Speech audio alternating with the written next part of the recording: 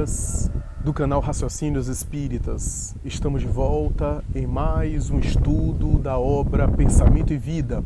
A obra Pensamento e Vida, que é uma parceria entre o médium Chico Xavier e o espírito Emmanuel, nesse bloco do canal Raciocínios Espíritas, que é o bloco Psicologia Espírita, porque a obra Pensamento e Vida tem um caráter comportamental, tem um caráter psíquico, portanto faz parte desse bloco especial desse canal. No dia de hoje, estamos a estudar o capítulo 11 da obra Pensamento e Vida, capítulo que, curiosamente, Emmanuel denomina berço.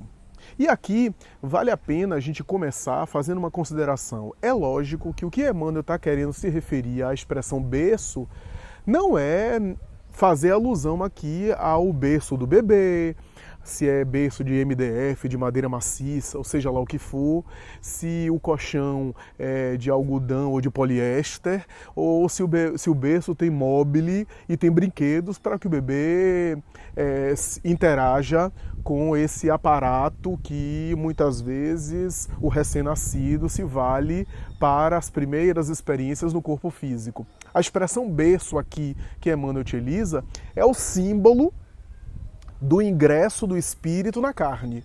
Berço aqui é uma metáfora para aludir à entrada do espírito no seu início na carne.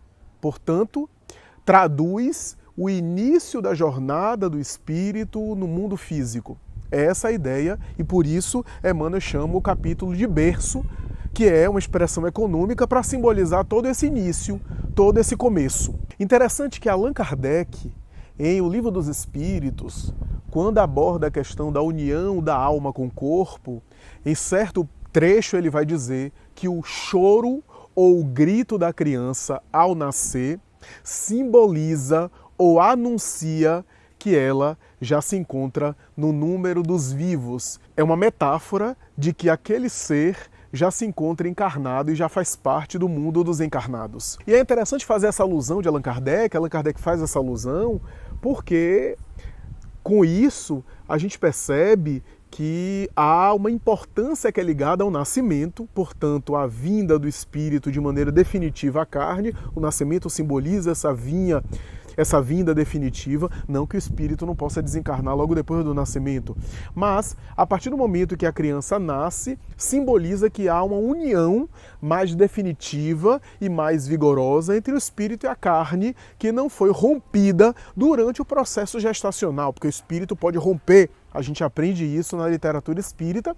O espírito pode romper sua ligação com o corpo durante o processo gestacional, o que não acontece quando se traduz em um bebê recém-nascido. A coisa fica mais difícil e a reencarnação, portanto, ali está ainda se processando, mas é definitiva no sentido da união da alma com o corpo. Mas o que eu gostaria de destacar nessa expressão kardeciana é um trecho em que os espíritos dizem a Kardec que o nascimento é uma espécie de entrada à prisão ou entrada na prisão e a morte ou desencarnação é a liberação da prisão. O que significa dizer que a morte é uma espécie de libertação do espírito e o nascimento é uma espécie de enclausuramento. O nascimento no corpo físico é uma espécie de morte para o mundo espiritual. Quem leu André Luiz, Missionários da Luz, a respeito daquele capítulo que André Luiz fala da reencarnação do personagem Segismundo,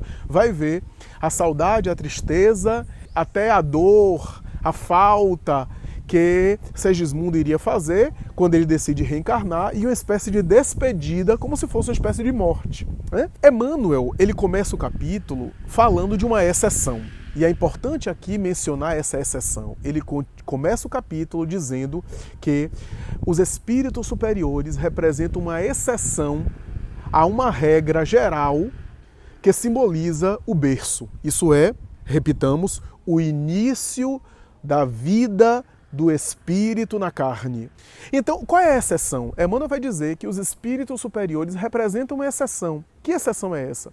A exceção de se sobreporem à matéria, de se sobreporem à cultura familiar, de se sobreporem aos padrões ambientais convencionais, trazendo já uma bagagem sua, a uma certa estrutura psicológica sua, na qual eles não são influenciados, ou pelo menos eles não são sufocados pelos padrões culturais da família, pelas influências do meio, mas pelo contrário, eles imprimem no meio aquelas conquistas evolutivas que eles já carregam. Então é claro que eles trazem aí amadurecimento e certa bagagem à frente daqueles que estão já na carne. Então não são influenciados, mas influenciam. É claro que todos nós somos influenciados em algum nível, né?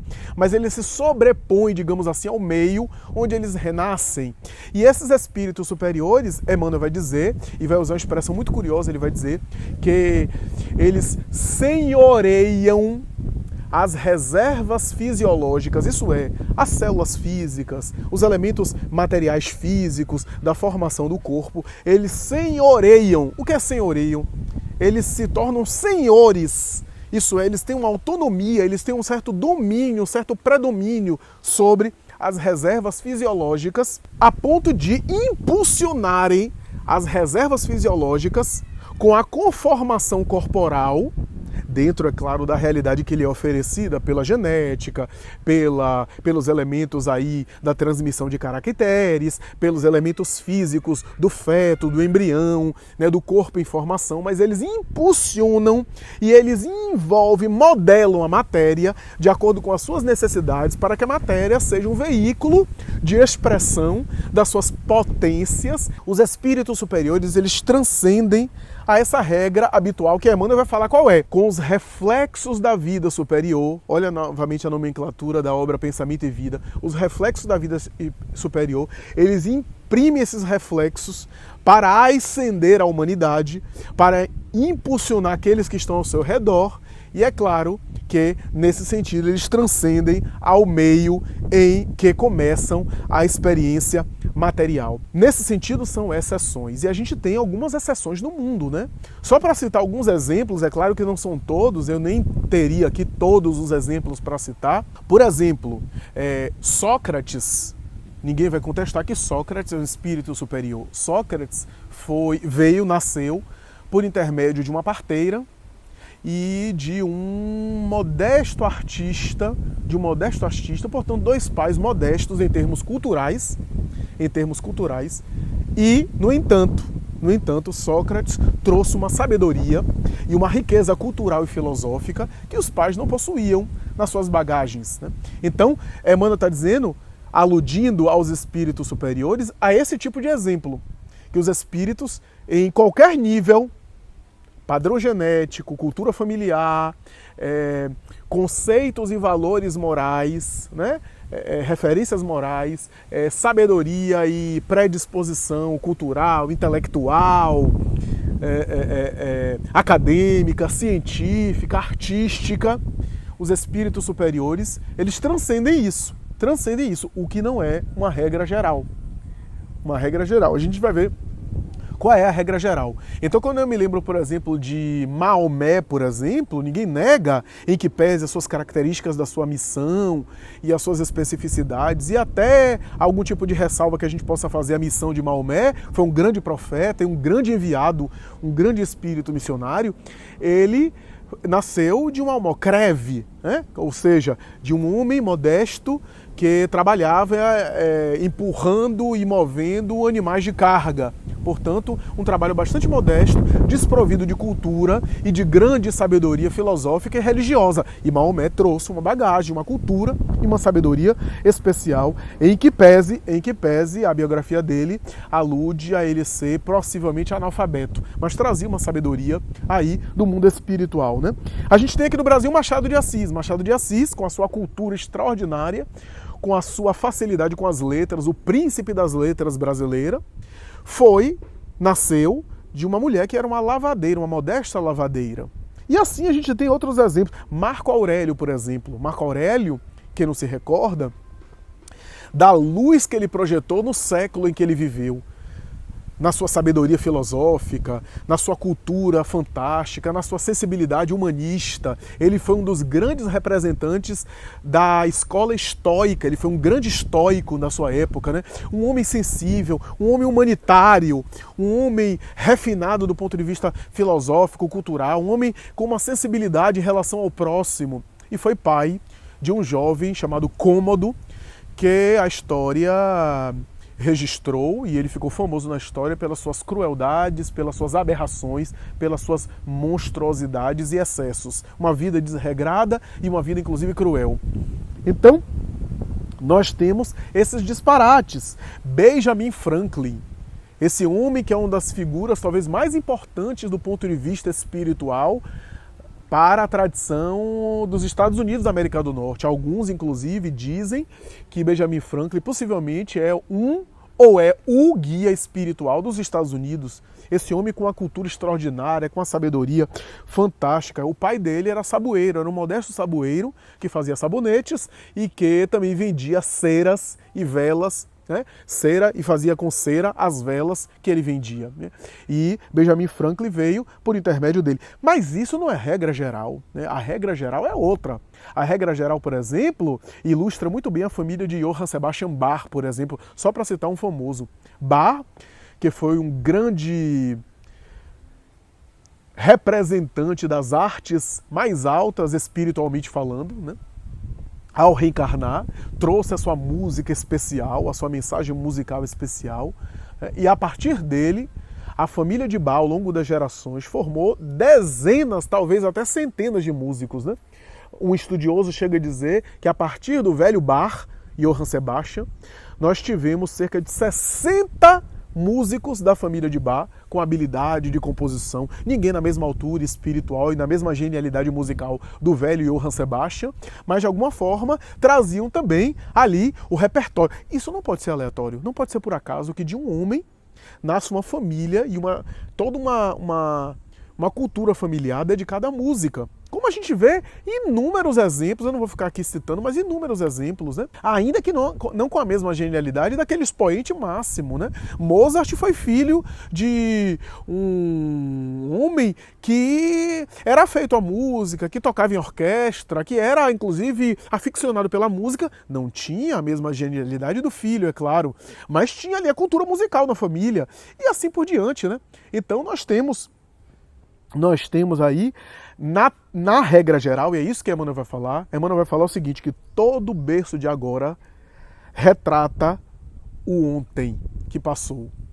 Ou seja, toda experiência do início espiritual na reencarnação de um espírito é como se o espírito retomasse o ponto em que ele deixou, ou o ponto em que ele parou da última encarnação. É essa aqui a questão que a gente precisa examinar. O espírito retoma na reencarnação, no ingresso na carne, a partir do ponto em que ele deixou parado e que ele precisa dar prosseguimento. Seja por uma repetição de uma experiência fracassada, que ele retoma aquela experiência para agora tentar vencer, seja dando expansão ao seu desenvolvimento, prolongando, portanto, a experiência que ele deixou ali em determinado nível e que ele precisa agora aprimorar, ele precisa agora expandir, ele precisa agora alavancar. Me faz pensar no conceito kardeciano, segundo o qual todas as reencarnações são solidárias entre si. Por quê? A reencarnação de agora que eu começo é o resultado das reencarnações anteriores, especialmente a última.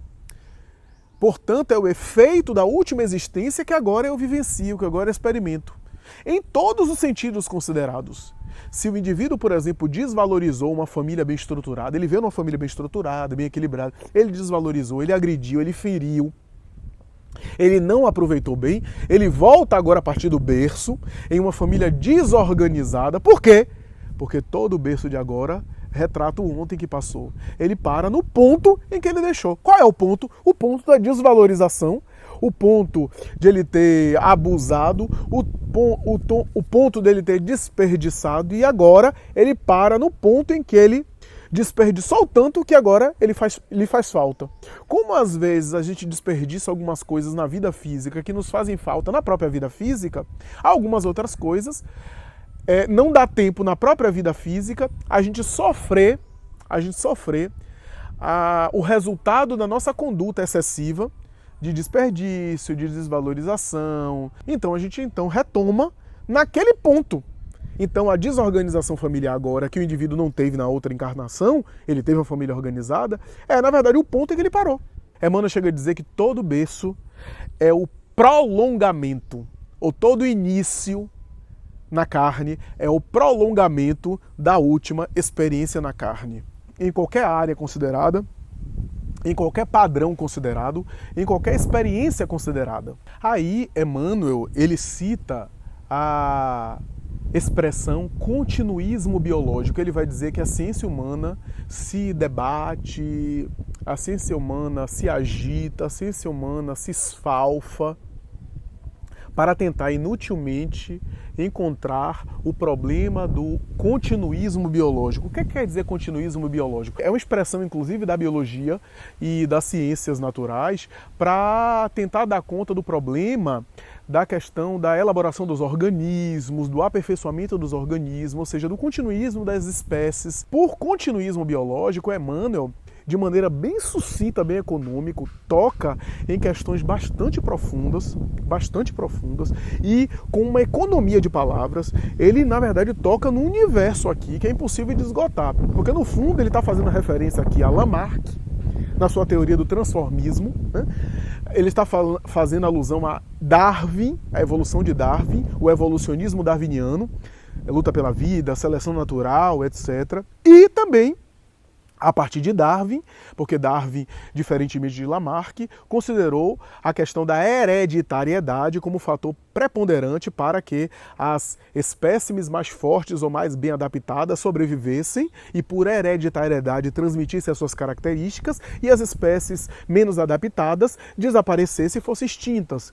Então, ele está falando de uma coisa que Darwin aí elaborou e que mais tarde a genética vai chamar de heranças genéticas, né? Hereditariedade é a expressão antiga, quando a genética ainda estava engatinhando, ainda não se tinha muito conceito e muito entendimento da genética humana, que é só mais tarde com a evolução da biologia, da tecnologia microscópica, né?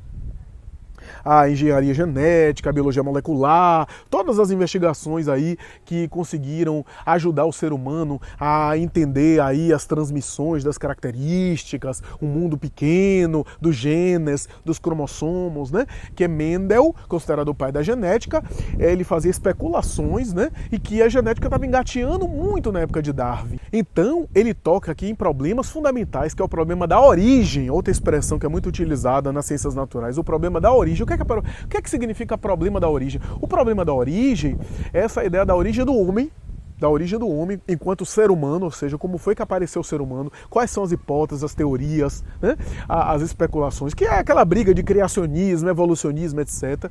E o problema da origem tem a ver também com essa ideia do continuismo biológico, de que por que o berço de hoje não é o mesmo berço de há 100 anos? Berço aqui, entenda, não é o berço de madeira, não, tá? Não é o local onde a criança é depositada para dormir depois de recém-nascida, não. Berço aqui no sentido de nascimento. Por que o nascimento de hoje não obedece às mesmas características do nascimento de há 1 século, de há 2 séculos? Porque os bebês da Idade Média, ou melhor, porque os bebês do homem da Pedra Lascada, do homem paleolítico, não são os mesmos bebês atualmente? Porque há tantas diferenças? Porque a humanidade parece apresentar, desde o nascimento, diferenças substanciais. Allan Kardec, na obra básica, chega a fazer uma colocação muito interessante. Ele chega a dizer que por que os bebês de hoje não começam do zero com as mesmas características dos filhos do Neandertal, do homem das cavernas? Por que não apresentam as mesmas características? Por quê? E Allan Kardec vai dizer por quê? Porque a humanidade não começa do zero no nascimento. Os nascimentos de agora são, na verdade, desdobramentos da mesma humanidade que nascia há 1 século, há 2 séculos, há milênios. É a mesma humanidade que vem retornando. Allan Kardec fala isso para falar sobre a reencarnação. Dizer que, na verdade, quando o nascimento de hoje acontece, que os bebês apresentam características diferentes, que não apenas as características básicas, né? O bebê que hoje já nasce com os olhos abertos, que no passado os olhos eram fechados, não apenas isso, né? Mas também características psíquicas, características morais, porque a infância de hoje não é a mesma infância de há 200 anos. Porque se a vida começasse a partir do nascimento, se, do ponto de vista até religioso, a alma fosse criada por Deus a partir do momento em que o bebê nasce, por que não começaria sempre do zero? E a humanidade estaria sempre começando do zero. A humanidade estaria sempre estagnada. Então, o continuismo biológico tem a ver com isso também.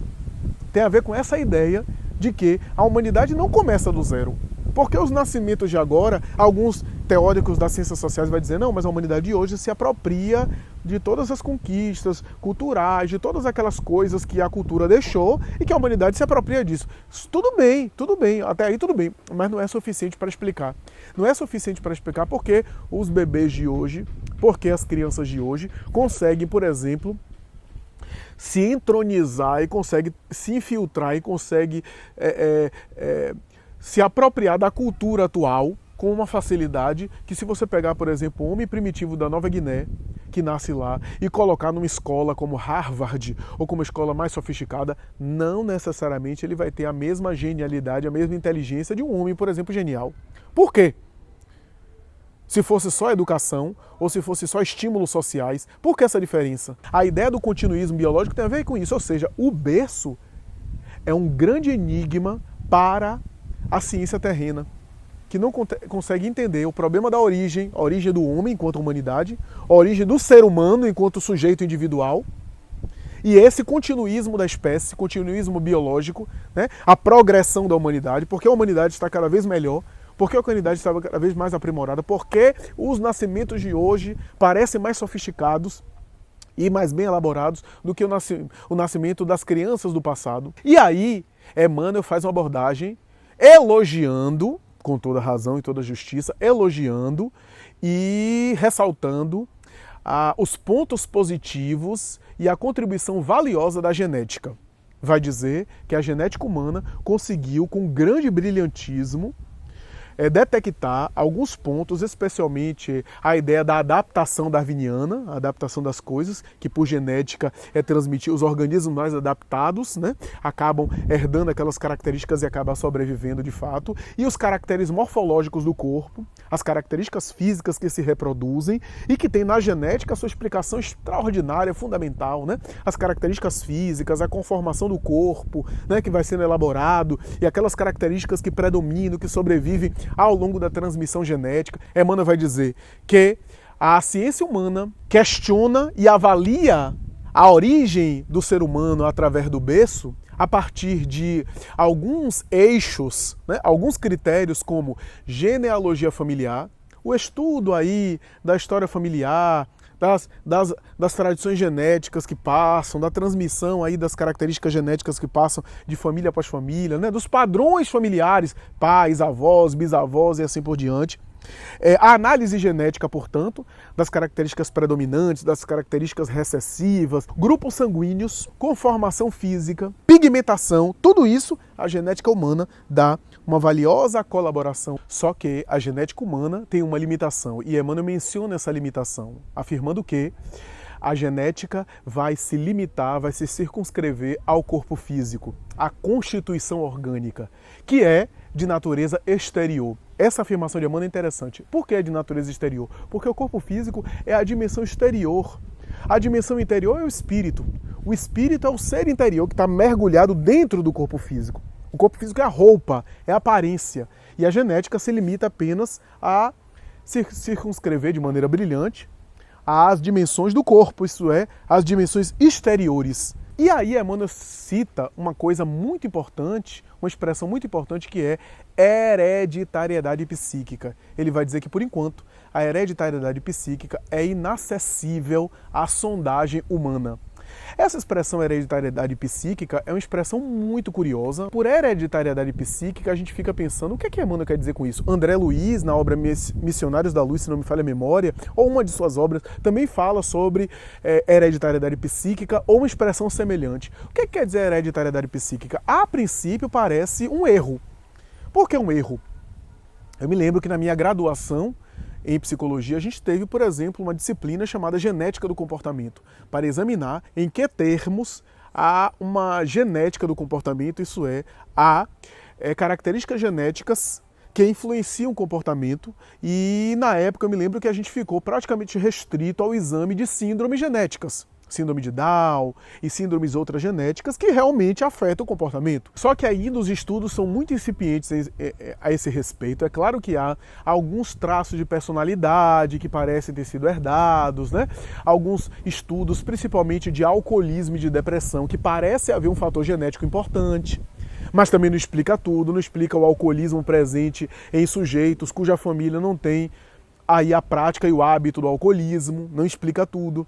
Mas explica boa parte, explica porque é uma maior propensão em famílias, por exemplo, e tem uma tendência genética, aparece a princípio, né?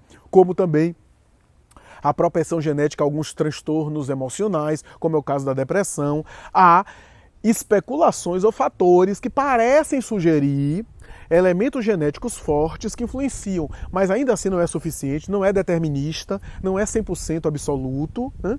E, é claro, não explica tudo. Do ponto de vista psicológico, a gente não pode dizer que características comportamentais e psicológicas são herdadas, né? Do ponto de vista psíquico, isso é muito arriscado. Isso não é aceito pela boa parte dos estudiosos, não dá para ser aceito isso, nem do ponto de vista acadêmico, psicológico. Porque você vai dizer o quê? Que características comportamentais são herdadas, então o indivíduo não tem a sua subjetividade, não tem a sua vivência como sujeito singular, não dá para falar isso. Por outro lado, do ponto de vista espírita, também não dá para falar nisso. Por quê? Porque a gente sabe que o espírito não transmite ao espírito suas características. O corpo transmite as suas características, mas o espírito é uma individualidade, não dá para transmitir a sua evolução, por exemplo, as suas características e as suas conquistas pessoais, porque são individuais e intransferíveis. Então, o que é que Emmanuel quer dizer com hereditariedade psíquica? Interessante pontuar que Carl Gustav Jung, na sua época, chega a especular que os arquétipos seriam transmitidos pela via da hereditariedade. Na época de Jung, não se havia, como a gente já falou, o conceito de genética muito desenvolvido, então ele teorizou a ideia de que da mesma forma que há características físicas que são transmitidas pela evolução darwiniana, Jung, segundo alguns autores, incluiu na sua psicologia analítica os conceitos biológicos da evolução de Darwin. Ele trouxe para o âmbito da psicologia o raciocínio do evolucionismo darwiniano. Daí a ideia de que, por exemplo, o homem primitivo tinha angústias que o homem atual também tem, porque são conteúdos universais, são arquétipos que estão no inconsciente da humanidade, são padrões da humanidade que se repetem. Então, Jung não conhecia direito a genética, ele falava de hereditariedade. Hoje está demonstrado que essas características muito singulares e muito individuais não está provado que é transmitido geneticamente. E nós espíritas sabemos que não pode ser transmitido, porque cada espírito tem o seu padrão psíquico, tem o seu padrão moral. Mas eu repito, o que é que Emmanuel quer dizer com hereditariedade psíquica?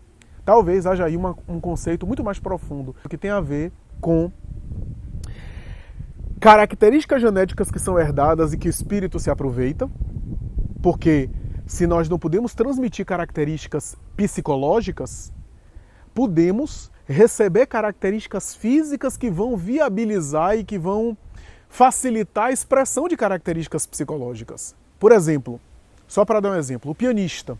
Um pianista, ao reencarnar, seria ideal que o pianista, ao reencarnar, tivesse uma genética que pudesse lhe favorecer com agilidade nas mãos e com mãos alongadas, porque isso é bom, isso facilita a atuação do piano. Dedos alongados, agilidade nas mãos. Isso é uma característica física, genética, mas que facilita, viabiliza características psicológicas. Ou seja, deve haver características psicológicas que a gente tem, mas que para viabilizar a gente precisa de uma genética que facilite a sua expressão, facilite a expressão do nosso modo de ser. Daí, talvez a gente herde características físicas e se aproveite da genética para viabilizar. Imagine, por exemplo, um Albert Einstein. A inteligência do espírito, mas ele precisa de um cérebro compatível para exprimir a sua inteligência. Chico Xavier, na sua mediunidade, o transe mediúnico de Chico, precisaria de um cérebro e de uma estrutura neurológica compatível. Ou seja, o que eu quero dizer é o seguinte, que talvez o tal pai e tal filho, que se diz por aí, é uma hereditariedade que tem a origem, raízes de afinidades espirituais antes do berço. Essa afinidade faz com que os espíritos se aproximem e se reúnam magneticamente. Há uma espécie de magnetismo que atrai os espíritos para junto de si, pelas afinidades de gosto, pela forma de funcionar semelhante. E isso vai mais tarde corporificar-se na Terra, nas relações genéticas, familiares. Ou seja, eu quero dizer que essas transmissões, essas características femininas são porque são espíritos afins. Espíritos que têm um repertório comportamental antes do berço, reencarnam juntos e transmitem a conformação genética para que esse repertório se viabilize, para que esse repertório se expresse, se exprima, que é do ser, mas precisa de uma genética compatível. Por isso que Emmanuel, no começo do capítulo, diz que a exceção são os espíritos superiores, porque eles transcendem a genética. Eles imprimem na genética o seu modo de ser e alteram, claro que se aproveitando também de certo material genético, mas eles alteram a depender das suas necessidades e das suas características. Então, a regra geral é o quê? É um certo automatismo reencarnatório que reúne espíritos com afinidades psíquicas. E essas afinidades psíquicas vão traduzir nessa hereditariedade psíquica. Mas e as famílias não são planejamento reencarnatório, Flávio? Os espíritos não reencarnam em família pelo planejamento reencarnatório anterior, então eu fiz mal a alguém e eu preciso reencarnar com essa pessoa na condição de familiar para superar aquele problema do passado, e eu reencarno porque eu tenho dívida com ele, ou ele tem dívida comigo, nós temos dívidas em reciprocidade, e a gente reencarna junto no padrão familiar por causa de um planejamento reencarnatório. E quem disse que o planejamento reencarnatório não obedece a afinidades espirituais? Aí é que está, que talvez o texto de Emmanuel nos ajude a entender melhor. O planejamento reencarnatório também obedece a afinidades espirituais. Eu vou explicar por quê. Duas pessoas que se odeiam e que brigaram e que se maltrataram juntos, ofendendo e reagindo, revidando nas mesmas ofensas, elas se odeiam, não se dão bem, reencarnam no mesmo padrão familiar para tentarem sublimar os sentimentos, mas elas têm afinidades. Porque no fundo elas funcionam de maneira semelhante. Elas funcionam de uma maneira bem característica ao seu modo de ser. E assim a gente pode dar outros exemplos característicos. Ou seja, afinidades espirituais não significa dizer necessariamente vínculos afetivos. Pode ser também vínculos afetivos, mas pode não ser. Afinidades espirituais têm a ver com semelhança de funcionamento, semelhança de gostos, modo de funcionar semelhante, ainda que não se deem bem e ainda que esteja em regime de hostilidade. Daí porque a gente costuma dizer que o ódio liga as criaturas em igual faixa. O que liberta é o amor que liberta. O planejamento reencarnatório está embutido nessas afinidades espirituais. E por isso, quando um espírito destoa, seja por uma superioridade, seja por uma grande inferioridade do padrão familiar, aquilo dali é uma exceção. É uma exceção. Porque a regra geral é obedecer ao mesmo repertório, ao mesmo padrão. Chico Xavier tem uma entrevista que ele vai dizer que, às vezes, o tabagismo ou o alcoolismo de alguns filhos é porque aqueles filhos já fumavam, bebiam com o casal antes de reencarnarem como filhos daquele casal. Então já eram fumantes ou eram alcoólatras no além, participando da atmosfera do casal. E ao reencarnarem, não é apenas pelo gene, o gene é apenas a causa material. Mas a causa da genética é uma causa espiritual, porque a genética, ainda assim como é material, é um efeito, que tem uma causa anterior. A genética pode ser a causa da explicação material, mas e a causa da genética? Tem uma raiz espiritual. Então o problema da hereditariedade psíquica passa por isso, passa por essas características. E Emmanuel vai dizer, é desta maneira que comumente renascemos na Terra, segundo as nossas dívidas ou conforme as nossas necessidades, assimilando para esse fim a essência genética daqueles que se nos afinam com o modo de proceder e de ser. Ou seja, a gente assimila a essência genética daqueles que têm semelhança de afinidade psíquica conosco. E ao assimilar essa essência genética, a gente nasce com ela, com a essência genética daqueles que tem afinidade psíquica entre nós. Por isso que Emmanuel conclui dizendo assim, os problemas da hereditariedade, em razão disso, descendem, de forma geral, dos reflexos mentais que nos sejam próprios. Ou seja, as questões da hereditariedade, com as quais a gente tem que lidar mais tarde no corpo físico, tem a ver com os reflexos mentais de nós mesmos, com aquilo que a gente cultivou e alimentou no passado e que mais tarde se traduz no berço de hoje. Para concluir, gostaria de dizer o seguinte, que o berço também retrata, através do nascimento, simbolicamente, um cenário muito interessante, muito bonito psicologicamente falando, de psicologia espírita. Nós nascemos solitários, mesmo quando nascemos gêmeos, nascemos solitários, nascemos nus, portanto a ideia de sermos sozinhos e de estarmos carentes, como símbolo daquilo que a gente vai buscar na experiência material. A gente nasce desprovido das coisas, portanto a gente já nasce com um problema. Do ponto de vista material, a gente já nasce com um problema. Solitários, sem conseguir se comunicar de maneira perfeita, frágeis, necessitando de cuidados, né? E também despidos, ou seja, desprovidos de qualquer recurso. Esse é um problema, inclusive material. Talvez simboliza a ideia do espírito ter demandas. O bebê nasce com fome, então já há uma demanda. Ele já nasce com demanda. Ora, ele precisa suprir isso. E talvez seja o símbolo da vida material, mas também o símbolo da vida espiritual. É o que dizia Chico quando disse que quando o indivíduo reencarna, ele já tem um problema. Já há um problema aí. Ou seja, as demandas materiais, as carências que o bebê tem, simbolizam profundamente as carências que o espírito tem. Por intermédio da vida material, a fome, a sede, as necessidades, ele não vive sozinho, ele precisa se relacionar, ele não vive sem comer, ele precisa se alimentar, ele precisa sobreviver, buscar, e ao buscar ele se desenvolve, ele se aprimora. Por intermédio dessas experiências, o espírito vai conquistando experiências mais profundas para solucionar o seu problema de origem, que é o seu problema das demandas espirituais, das carências espirituais que ele traz.